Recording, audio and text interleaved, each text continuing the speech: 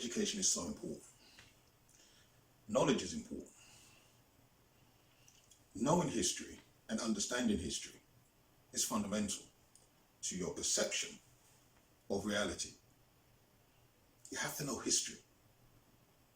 But we're only taught certain things in history.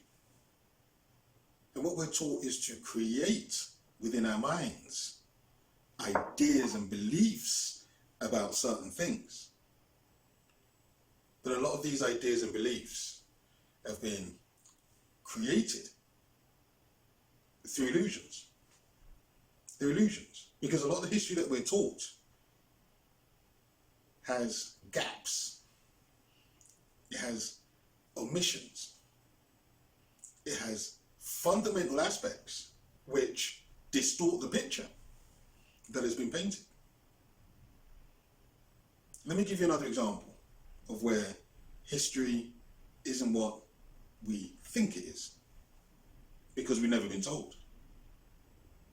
After they abolished slavery in 1834, when the British abolished slavery in their colonies in 1834,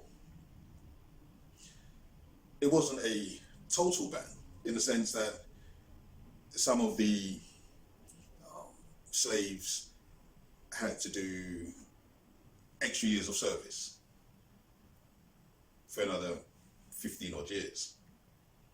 What they did say is that children under the age of 6 could be free, under the age of 6. So they freed the 6-year-olds, the 5, 4, 3, 2, 1-year-olds, but their parents still had to continue working on the plantations for another period of time into the 1850s. What 6-year-old can be made free? As a 6-year-old supposed to provide for itself and support itself?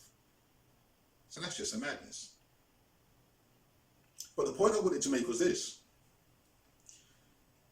There was still the need for labour. There is always the need for labour. Because without labour, you can't make anything. You can't. Labour is fundamental. It's the building blocks of anything. It's labour. So the plantation owners still needed labour. So what they did is they turned to Asia and created something which they call the human pig, or the coolie trade. The human pig or the coolie trade. And these were Chinese and Indian people who were labourers, and under force, through kidnapping or through deception, they were the new form of slavery, which they called indentured labourers. So this is the new term now. So you've gone from indentured servants at the start of the 17th century, then you had the period of slavery, then they abolished slavery, and now you had indentured labourers. And the coolies, it's an offensive term, but the coolies were exploited as substitutes for slave labour.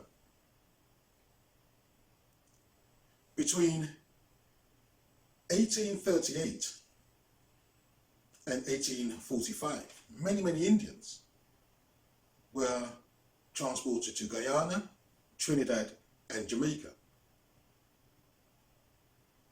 500,000 Chinese between the years 1847 and 1874 were transported to the Caribbean and American colonies, up to 150,000 to Cuba to work on the plantations, and 120,000 to Peru to work in the mines.